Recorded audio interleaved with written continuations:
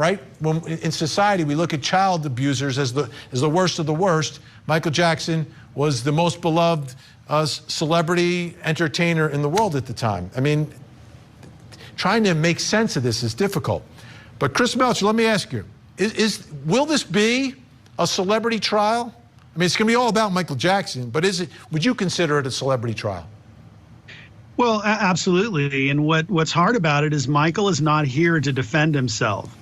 And so these accusers just have free rein here to make these allegations.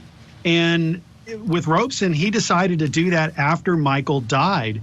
At the 2005 criminal trial in Santa Barbara, Robson testified, and he's 22 years old back then. Okay, so he's a fully grown adult. He's had no contact really with Jackson at that point, so he wasn't under any kind of influence of Jackson. He testified. Nothing happened. There was no molestation, no sexual touching at all. And not only testified to that, but was cross-examined vigorously by a prosecutor. He had also been interviewed by police, by sheriffs, by FBI. I mean, there would have been all kinds of interviews and protections. So if he was under some kind of fog of saying, wow, you know, I just don't know as a 22-year-old what abuse even means, you figure by going through all those interviews that he would have learned.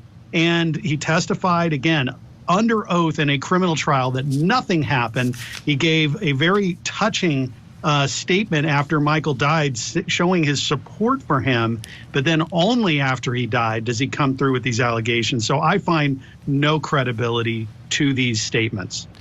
Mark, do you think this is a fair case, considering that Michael is no longer alive? No, I don't, actually. I think that it's there's real problems with it. I would agree with your other panelists there.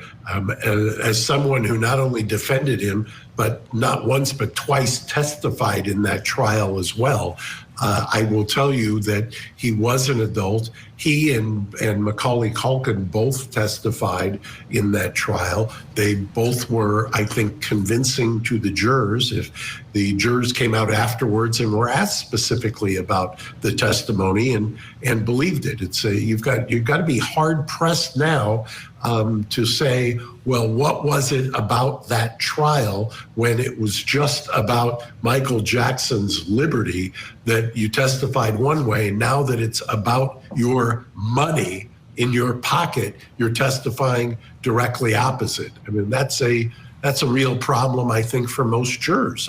That's would be a problem, I think, even for a prosecutor to put somebody on after they have testified diametrically opposed and actually fawningly in the first place.